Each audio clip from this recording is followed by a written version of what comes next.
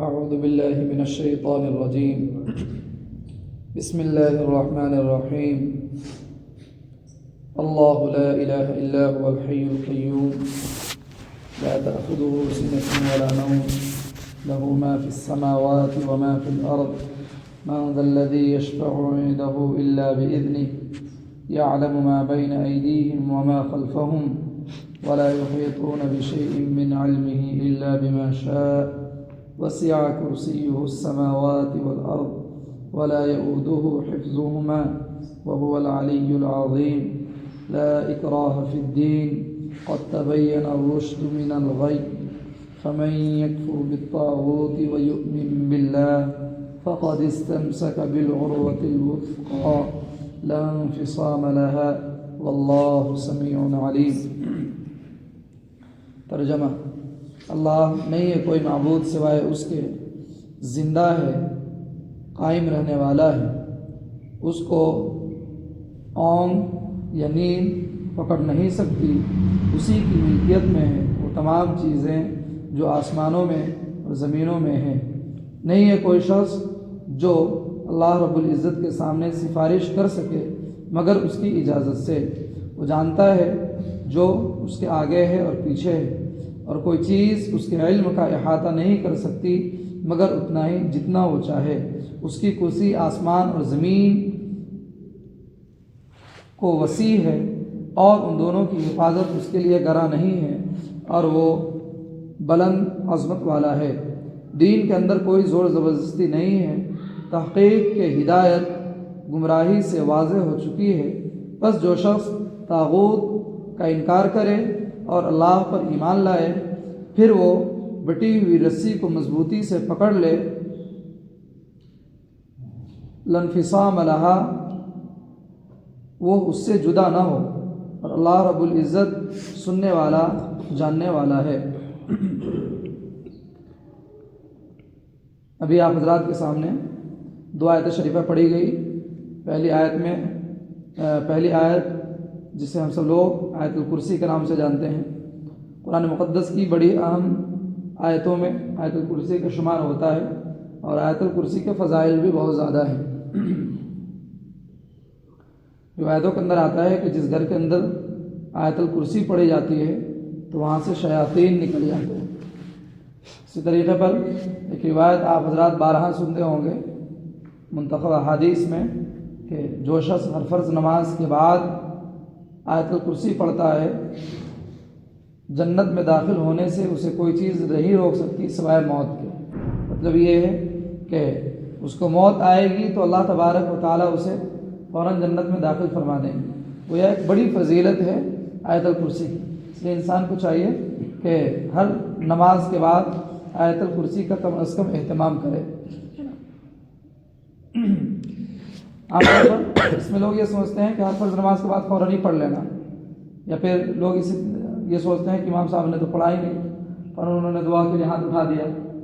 تو یہ جو فضائل احادیث کے اندر آئے ہیں اس کے بارے میں کتابوں میں لکھا ہے، جو اذکار فرض نماز کے بعد پڑھنے کے سلسلے میں آیا ہے اس کے بارے میں حکم یہ ہے کہ انسان اس کو سنت اور نوافل سے فارغ ہو کر کے بھی پڑھے تب بھی وہ فضیلت حاصل ہو جائے گی، اور افضل یہی ہے کہ انسان سنت نوافل سے فارغ ہو کر کے ہی پڑھے۔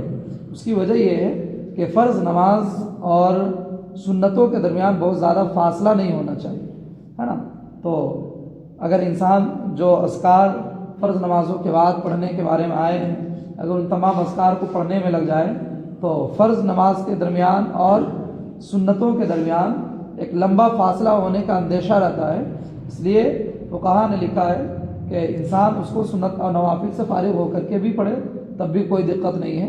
اس میں یہ ہے کہ وہ ان احادیث میں بھی عمل ہو جائے گا جس حدیثوں میں آیا ہے کہ سنت اور فرض کے درمیان زیادہ فاصلہ نہیں ہونا چاہیے، اور جن حدیثوں میں آیا ہے کہ یہ نمازیں فرائض کے بعد پڑھنی ہے تو ظاہر سی بات ہے فرض کے بعد ہی تو وہ پڑھنا ہوا، فرض سے پہلے آدمی نہیں پڑھنا۔ یہ الگ بات ہے کہ فرض کے بعد آدمی سنت بھی پڑھ لے رہا ہے، نفل بھی پڑھ لے رہا ہے، لیکن ہے تو فرض کے بعد ہی، تو یہ فضیلت فرض کے بعد بھی کیا بولتے ہیں سنت اور نوافل کے بعد بھی پڑھنے پر یہ فضیلت حاصل ہو جاتی ہے۔ خیر، اللہ لا الہ الا هو الحی القیوم۔ آیت الکرسی کے اندر اللہ تبارک و تعالیٰ نے اپنی 10 صفتوں کا ذکر فرمایا ہے۔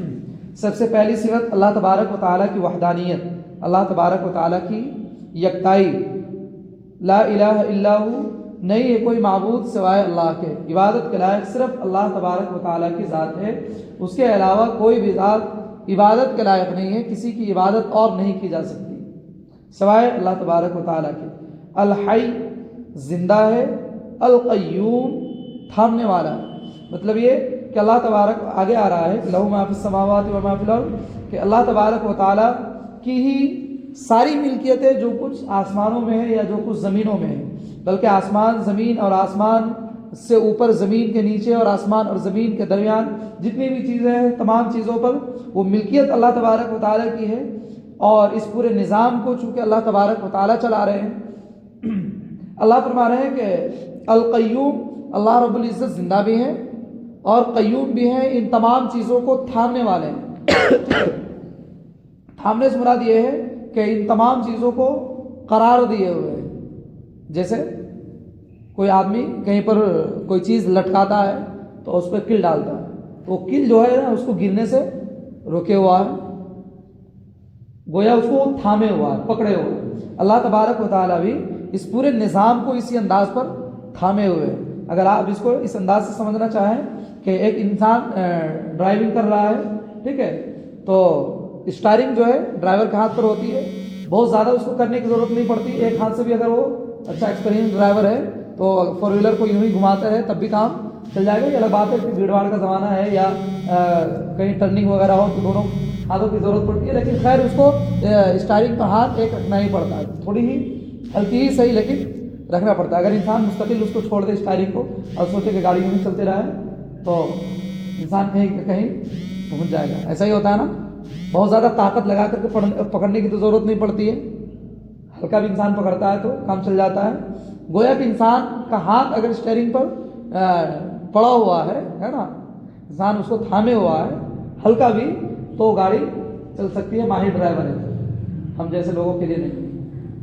تو اللہ رب العزت فرما رہے ہیں الحی، اللہ رب العزت زندہ بھی ہیں اور قیوم بھی ہیں، اس پورے نظام کو وہ تھامے ہوئے بھی ہیں، یعنی اللہ رب العزت کے تھامنے کی وجہ سے، قرار دینے کی وجہ سے پورا نظام ٹھیک ٹھاک چل رہا ہے۔ اب یہ ہوا کہ جو انسان گاڑی چلا رہا ہے، ڈرائیونگ کر رہا ہے، اگر تھوڑی دیر کے لیے ہی 10 سیکنڈ ہی کے لیے، یہ 5 ہی سیکنڈ کے لیے فرض کریں اس کو نیند آ جائے، وہ تو کہاں جائے گا بندہ، کہاں نہیں جا سکتا، لیکن اس کے ساتھ جو 4 بیٹھے ہوئے ہیں ہے نا، وہ بھی کہاں جائیں گے، کچھ نہیں کہا جا سکتا۔ ڈرائیور جو ہوتا ہے وہ بڑا چوکنا ہوتا ہے، وہ سوتا نہیں ہے، بغل والا سو جائے کوئی دقت نہیں ہے، پیچھے 3 بیٹھے ہوئے وہ بندے سو جائیں کوئی دقت نہیں ہے، لیکن ڈرائیور کا کام یہ ہے کہ آپ کو پوری رات جاگنا ہے۔ آپ بس چلا رہے ہیں، تمام سواری سوئے ہوئے ہیں، کراسی بھی سو جائے کوئی دقت نہیں، آپ کو نہیں سونا۔ اللہ فرما رہے ہیں اچھا سونا تو بہت دور کی بات، آپ کو اونگ بھی نہیں آنی چاہیے، ہے نا، کہیں آپ سن لے کہ بہت زیادہ تھکے ہوئے ہلکا ہلکا چلے لے لیتے ہیں، اللہ رب العزت فرما رہے ہیں تو سارا نظام ہی خراب ہو جائے گا۔ اللہ فرما رہے ہیں لا تأخذہ سینۃ ولا نوم، اللہ تبارک و تعالیٰ کو نیند تو آتی ہی نہیں، اللہ کو نیند سے پہلے جو چیز آتی ہے جس کو ہم لوگ اردو میں اونگ کہتے ہیں، اللہ کو اونگ بھی نہیں آتی ہے نا، اللہ رب العزت کو اونگ بھی نہیں آتی۔ یہ اللہ تبارک و تعالیٰ کی گویا ایک صفت ہے۔ یہ ان لوگوں کے لیے کہا جا رہا ہے کہ اشکال ذہن میں انسان کو ہو سکتا ہے کہ اللہ تبارک و تعالیٰ جب سارے نظام کو چلائے ہوئے ہیں تو انسان اپنے اوپر قیاس کر کے یہ کہہ سکتا ہے کہ انسان جب بہت زیادہ کام کرتا ہے تو تھکاوٹ ہو جاتی ہے، کبھی کبھی انسان نہیں بھی چاہتا ہے سونا لیکن آٹومیٹک اس کو نیند آ جاتی ہے، بیچارہ دن بھر ادھر ادھر کام کر کے آیا ہوا، عشاء کی نماز میں آیا ہوا 5 منٹ ہے اور آرام سے بیٹھا ہے، بیٹھے بیٹھے بھی کبھی نیند آ جاتی ہے، چاہتا نہیں انسان کہ ہم سوئیں، وہاں پر ارادہ تو نہیں ہوتا سونے کا لیکن نیند آ جاتی ہے آٹومیٹک۔ تو انسان یہ سوچ سکتا ہے کہ ہو سکے اللہ تبارک و تعالیٰ کو بھی آٹومیٹک نیند آ جائے۔ اللہ فرما رہے ہیں لا تأخذہ سینۃ ولا نوم، اللہ تبارک و تعالیٰ کو نیند تو بہت دور کی بات ہے، اونگ بھی نہیں آتی۔ لہو ما فی السماوات و ما فی الارض، اللہ تبارک و تعالیٰ فرما رہے ہیں اسی کی ملکیت میں ہے وہ تمام چیزیں جو آسمان میں ہیں اور جو زمین میں ہیں، اور آسمان اور زمین کے درمیان جو چیزیں ہیں وہ بھی اللہ تبارک و تعالیٰ کی ملکیت میں ہیں۔ من ذا الذی یشفع عنده الا باذنہ، کوئی شخص نہیں ہے جو اللہ رب العزت کے سامنے کل قیامت کے روز سفارش کر سکے مگر اللہ تبارک و تعالیٰ کی اجازت سے۔ اس طرح کی آیتوں کو جس سے پہلے بھی آپ حضرات کے سامنے سمجھایا گیا تھا، من ذا الذی یقرض اللہ قرضا حسنا یہاں پر سمجھایا تھا نا کہ اللہ تبارک و تعالیٰ جن لوگوں کو سفارش کرنے کا حق دیں گے وہی انسان کل قیامت کے روز اللہ تبارک و تعالیٰ کے سامنے سفارش کرے گا. کوئی شخص اپنی مرضی سے یہ سمجھے کہ ہم اللہ تبارک و تعالیٰ سے سفارش کر دیں اور یہ کہے کہ اللہ اس کو جہنم سے نکال کر کے جنت میں داخل کر دیجئے، یا اے اللہ اس شخص کا نام جہنمیوں کی فہرست میں آ چکا ہے، وہاں سے کاٹ کر کے جنتیوں کی فہرست میں اس کا نام لکھ دیجئے. کسی شخص کے اندر اتنا اختیار نہیں ہوگا الا یہ کہ اللہ تبارک و تعالیٰ کسی کو اجازت دے دے تو اللہ رب العزت جس کو چاہیں اجازت دیں گے تو پھر وہ شخص سفارش کرے گا. یعلم ما بین ایدیہم وما خلفہم، اللہ تبارک و تعالیٰ فرما رہے ہیں کہ اللہ تبارک و تعالیٰ کسی انسان کے سلسلے میں یا کسی چیز کے سلسلے میں اس سے پہلے کی چیز کو بھی جانتے ہیں اور اس کے بعد کی چیز کو بھی جانتے ہیں. یہ آپ کو سمجھ میں نہیں آئے گا، اس کو مثال سے سمجھائیں گے تو سمجھ میں آئے گا. جیسے ایک موبائل ہے، ٹھیک ہے، کمپنی اس موبائل کو کن کن چیزوں سے بنائی ہے، موبائل کے وجود میں آنے سے پہلے جو سامان اس میں لگا، جو محنتیں اس میں لگی، جو میٹیریل لگا، کمپنی تمام چیزوں سے واقف ہے. کمپنی کو پتہ ہے کہ اس میں یہ سامان لگا ہوا ہے. اور کمپنی اس موبائل کے پیچھے، یعنی اس موبائل کو جب انسان استعمال کرنے لگے گا تو کہاں پر فالٹ آ سکتا ہے یا اس کی میموری کہاں تک کام کر سکتی ہے، کمپنی ان تمام چیزوں سے واقف ہے. مطلب یہ ہے کہ کمپنی کسی چیز کو بناتی ہے تو اس بنانے سے پہلے کی چیزوں سے بھی واقف ہوتی ہے اور اس کے بعد کی چیزوں سے بھی واقف ہوتی ہے. ٹھیک ہے. اللہ تبارک و تعالیٰ فرمانے ہیں کہ جب اللہ تبارک و تعالیٰ نے آسمان اور زمین کو بنایا یا جو کچھ آسمان اور زمین کے درمیان جو چیزیں ہیں یا انسان کو بنایا یا دیگر مخلوقات کو جسے بھی اللہ تبارک و تعالیٰ نے بنایا تو اس چیز سے پہلے کے احوال سے بھی اللہ تبارک و تعالیٰ واقف ہے اور اس کے بعد کے احوال سے بھی اللہ تبارک و تعالیٰ واقف ہے. اللہ رب العزت کو پتہ ہے سب کچھ. وَلَا يُحِيطُونَ بِشَيْءٍ مِّنْ عِلْمِهِ إِلَّا بِمَا شَاءَ. اللہ فرما رہے ہیں کہ اللہ کے علم کو کوئی چیز احاطہ نہیں کر سکتی مگر اتنا ہی جتنا اللہ رب العزت چاہیں. اس آیت شریفہ کا بالکل ٹھیٹھ مطلب یہ ہے کہ اللہ تبارک و تعالیٰ کو کن کن چیزوں کا علم ہے. ابھی آیا نا آگے پیچھے اگلے پچھلے حوال سے معلوم ہے، لیکن یہ کہ کن کن چیزوں کا کتنا علم ہے کوئی انسان اللہ تبارک و تعالیٰ کے بارے میں نہیں بتلا سکتا. ٹھیک ہے. ہاں، لیکن اللہ تبارک و تعالیٰ کسی چیز کو بتلا دے خود ہی نبیوں کے ذریعے سے تو صرف انسان اتنی ہی چیز کو بتلا سکتا ہے. جیسے ایک انسان کے پاس کافی پراپرٹی ہے، مال و دولت ہے، گھر میں زیورات ہیں، سونے چاندی ہے، پیسے بھی ہیں. ہم کو تو نہیں پتا آپ کے گھر میں کتنا ہے، نہیں نا، لیکن آپ کا کوئی خاص آدمی ہے، آپ نے اس کو بتلا دیا کہ ہمارے بینک میں اتنا بیلنس بھی پڑا ہوا. تو صرف وہ آدمی جس کو آپ نے بینک کے بارے میں بتلایا اس کے بارے میں اس کو پتا ہے، یا وہ کسی کو کہہ دے آپ کی راز کی بات کو کسی کو کہہ دیا تو اس کو پتہ چلے گا کہ اس کے بینک میں اتنا پیسہ ہے. اب زیور کے بارے میں آپ نے نہیں بتلایا تو اس کو بھی نہیں معلوم ہے اور اس کو بھی نہیں معلوم ہے. یا کسی پراپرٹی کے بارے میں آپ نے اس کو نہیں بتایا تو اس کو بھی نہیں معلوم ہے اور اس کو بھی نہیں معلوم ہے. جس چیز کے بارے میں آپ نے اس کو بتلایا وہی ان کو معلوم ہے، یا انہوں نے جن لوگوں کو بتلایا ان کو معلوم ہے. اللہ فرما رہے وَلَا يُحِيطُونَ بِشَيْءٍ مِّنْ عِلْمِهِ، اس کے علم کا اس کی جانکاری میں اللہ رب العزت کی کیا کیا چیزیں ہیں کوئی اس کا احاطہ نہیں کر سکتا، کوئی جان نہیں سکتا. الا بما شاء، مگر اتنا ہی جتنا اللہ رب العزت چاہے.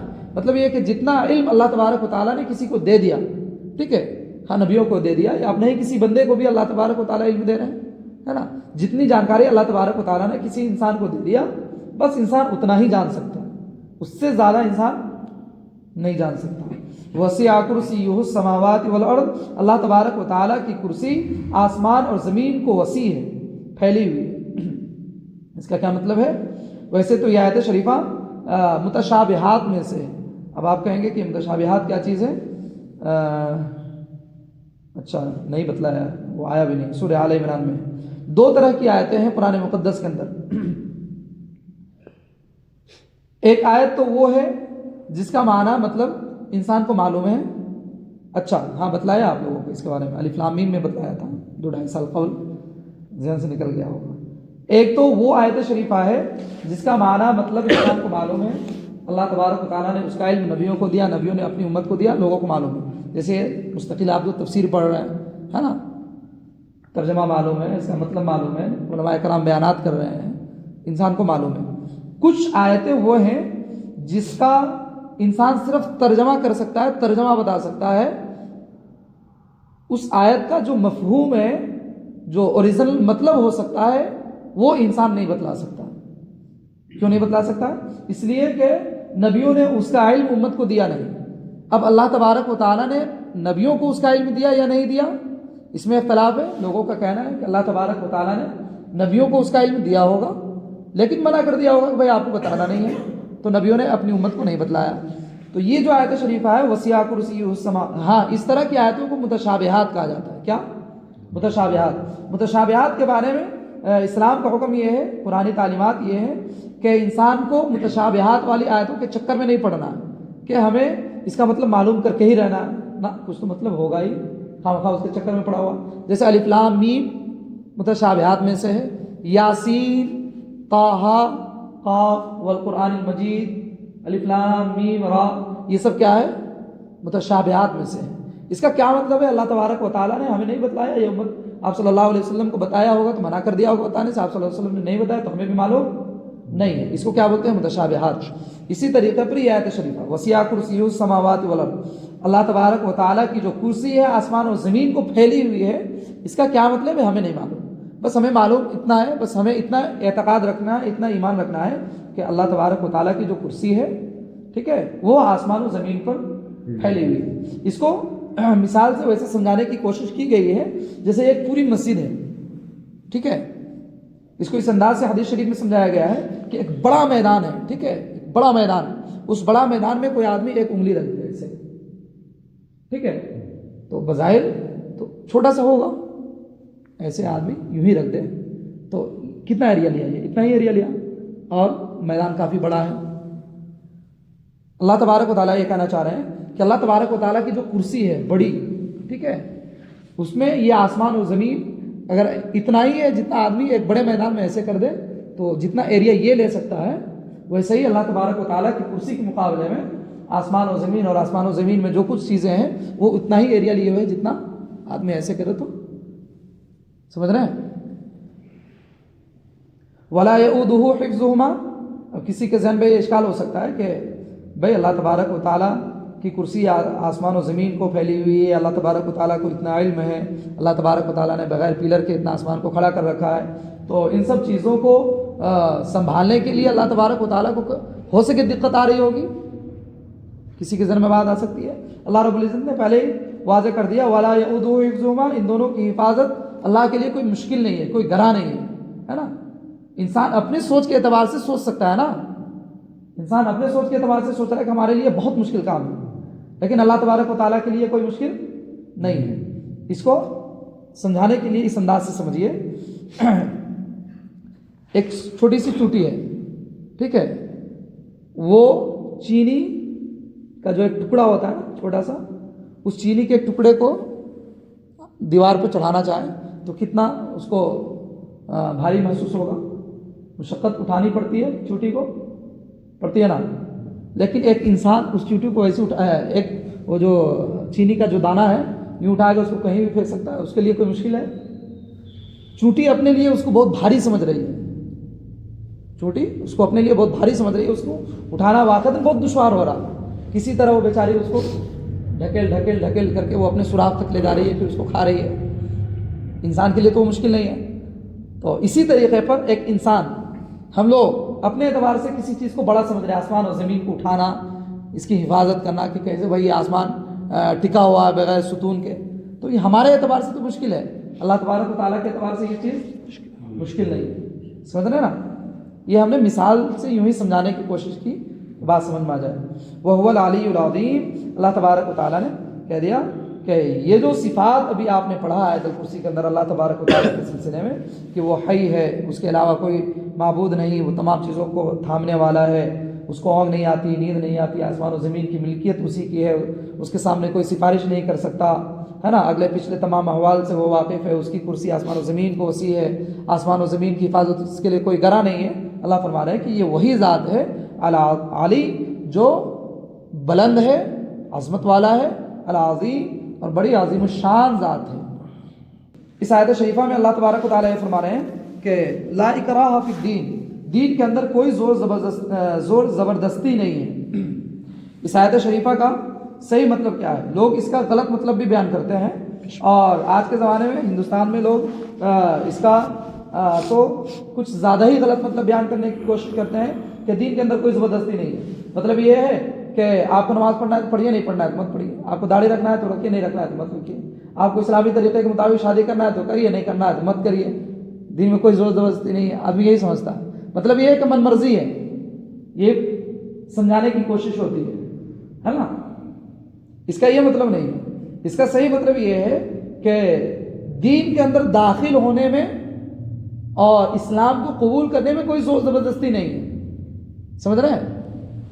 آپ کو دل چاہ رہا ہے, آپ نے اسلام کا مطالعہ کیا, یا کوئی آپ کے سامنے دین کو پیش کیا, آپ کے سامنے قرآن و حدیث کی روشنی میں اس نے تبلیغ کی, آپ نن مسلم ہیں تو اس نے کہا کہ آپ اسلام قبول کر لیجیے. آپ کو سمجھ میں آ رہا ہے کہ بندہ ٹھیک کہہ رہا ہوگا, یا آپ نے اسلام کی اسٹڈی کی, آپ کو لگ رہا ہے کہ اسلام سچا مذہب ہے, تو آپ اسلام کو قبول کیجیے. نہیں کیجیے تو ہماری طرف سے فورس نہیں ہے کہ آپ کو کرنا ہی کرنا ہے. سمجھ رہے ہیں؟ دین میں داخل ہونے کے اعتبار سے کوئی زور زبردستی نہیں ہے. لیکن اگر آدمی دین میں داخل ہو گیا تو اب پوری زور زبردستی ہے. اس کو مثال سے سمجھائیں گے, ٹھیک ہے؟ اس کو مثال سے ایسے سمجھیے کہ ایک آدمی ہے, وہ کسی کمپنی میں جاب کرنا چاہتا ہے, ٹھیک ہے. اب یہ ہے کہ اس کو یہ لگ رہا ہے کہ ہم اس کمپنی میں بھی جاب کر سکتے ہیں, اس کمپنی میں بھی جاب کر سکتے ہیں, اس کمپنی میں بھی جاب کر سکتے ہیں. بھائی آپ کی مرضی, چاہے تو آپ اس کمپنی میں چلے جائیے, چاہے آپ اس کمپنی میں چلے جائیے, یا پھر آپ اس کمپنی میں چلے جائیے, کوئی دقت نہیں ہے. لیکن یہ اختیار آپ کو اسی وقت تک ہے جب تک آپ نے کسی ایک کمپنی کو چوز نہیں کیا, ٹھیک ہے. پھر آپ نے کسی ایک کمپنی کو اختیار کر لیا کہ ہمیں اس کمپنی میں اب ملازمت کرنی ہے, تو جب آپ اس کمپنی میں داخل ہو گئے, آپ وہاں انٹری ہو گئے, تو اب آپ کو اس کمپنی کے سارے اصول کو فالو کرنا پڑے گا. اس کمپنی کے جو بھی قواعد ہیں, جو اصول ضابطہ ہے کمپنی کا, آپ کو اس کو ماننا پڑے گا. اسی طریقے پر یہ کہا جا رہا ہے کہ دین میں داخل ہونے کے اعتبار سے ابھی آپ کافر ہیں, یا آپ عیسائی ہیں, یہودی ہیں, جو بھی ہیں, آپ چاہیں مسلمان بن جائیں, آپ چاہے کافر بن جائیں, آپ چاہے یہودی بن جائیں, آپ چاہے عیسائی بن جائیں, ابھی آپ کو اختیار ہے, ٹھیک ہے. لیکن اگر آپ نے اسلام کو قبول کر لیا تو اب آپ کو اسلام کے جو بھی اصول ہیں, جو ضابطے ہیں, اس کو آپ کو ماننا پڑے گا. آپ نے اسلام قبول کر لیا تو اب آپ کو 5 وقت نماز بھی پڑھنی پڑے گی. آپ نے اسلام قبول کر لیا تو آپ کو روزہ بھی رکھنا پڑے گا. حج فرض ہو گیا تو آپ کو حج بھی ادا کرنا پڑے گا. جو بھی اسلام کے قوانین ہیں, اب آپ کو اس قوانین کے مطابق زندگی گزارنی پڑے گی, ٹھیک ہے. تو آیت شریفہ کا مطلب یہ ہوا کہ داخل ہونے کے اعتبار سے, دین میں داخل ہونے کے اعتبار سے آپ کے اوپر کوئی زور زبردستی نہیں ہے. آپ کو اچھا لگ رہا ہے, یہ دین پسند ہے, داخل ہو جائیے, اسلام قبول کر لیجیے. نہیں پسند ہے, آپ پہلے جیسے کافر تھے کافر رہیے, اللہ رب العزت دیکھ لیں گے جب موت ہوگی تو. سمجھ رہے ہیں؟ قد تبین الرشد من الغی, اللہ رب العزت فرما رہے ہیں کہ ہدایت ضلالت کے مقابلے میں, گمراہی کے مقابلے میں بالکل واضح ہو چکی ہے. کفر اور اسلام, اللہ تبارک و تعالیٰ نے قرآن مقدس کے اندر فرمایا وَقُلْ جَاءَ الْحَقُّ وَزَهَقَ الْبَاطِلُ إِنَّ الْبَاطِلَ كَانَ زَهُوقًا. حق اور باطل, ظاہر سی بات ہے آپ صلی اللہ علیہ وسلم کے آنے کے بعد اسلام ایک طرف, کفر ایک طرف. فَمَن يَكْفُرْ بِالطَّاغُوتِ وَيُؤْمِن بِاللَّهِ فَقَدِ اسْتَمْسَكَ بِالْعُرْوَةِ الْوُثْقَىٰ. اللہ فرما رہے ہیں جو شخص طاغوت کا انکار کرے گا, مطلب یہ کہ شیطان کا, یا جو شیطان کا راستہ ہے, ضلالت, گمراہی ہے نا, اس کا انکار کرے اور اللہ رب العزت پر ایمان لائے. فقد استمسک بالعروۃ الوثقیٰ, تحقیق کہ اس نے بندھی ہوئی مضبوط رسی کو پکڑ لیا, ٹھیک ہے. لا انفصام لہا, اب وہ اس سے جدا نہیں ہو سکتا. اس کو ایسے مثال سے سمجھایا جا رہا ہے کہ ایک آدمی ایمان قبول کر لیا, ایمان قبول کرنے کے بعد گویا ایسا ہی ہے جیسے کہ وہ انسان ایک بٹی ہوئی رسی کو پکڑ لیا جس کا منہ بندھا ہوا. ظاہر سی بات ہے اب اس کو پکڑ لیا تو انسان اب اس رسی سے گرے گا نہیں. سمجھ رہے؟ یہ الگ بات ہے کہ انسان خود ہی چھوڑ دے اس رسی کو تو دھڑام سے گر جائے گا. اللہ فرما رہے ہیں کہ جو شخص ایمان لے آیا ایسا ہی ہے جیسا کہ اس نے بٹی ہوئی مضبوط رسی کو پکڑ لیا, اب وہ اس سے جدا نہیں ہو سکتا ہے. جدا نہیں ہوگا تو وہ گمراہ بھی نہیں ہوگا. اگر انسان اس رسی کو خود ہی چھوڑ دے, اس رسی سے وہ الگ ہو جائے تو پھر تو گمراہ ہو ہی سکتا ہے. ایسا ہی ایمان کا مسئلہ ہے, جب انسان اسلام میں داخل ہو گیا تو اب وہ گمراہ نہیں ہوگا, ٹھیک ہے. کہیں نہ کہیں اگر وہ گناہ کر بھی رہا ہے اللہ تبارک و تعالیٰ عذاب دے کر اس کو جنت میں داخل کر ہی دیں گے. لیکن اگر انسان خود ہی اس رستے کو چھوڑ دے, مطلب یہ کہ خود ہی ایمان کو چھوڑ دے اور پھر وہ ضلالت کی طرف چلا جائے, تو پھر ایسے شخص کے بارے میں یقینی طور پر کہا جا سکتا ہے کہ اب یہ شخص ہدایت پر نہیں ہے. سمجھ رہے نا؟ جیسے ایک انسان مضبوط رسی کو پکڑے ہوگا، جب تو خود پکڑے ہو اور نہیں گرے گا، خود چھوڑ دے تو گر جائے گا. ایسے ایمان، جب تک انسان ایمان کو پکڑے ہوا ہے مضبوطی سے، وہ گمراہ نہیں ہوگا. خود ہی چھوڑ دے تو بھیا کیا کام سے. واللہ سمیع علیم، اللہ رب العزت سننے والے ہیں، جاننے والے ہیں.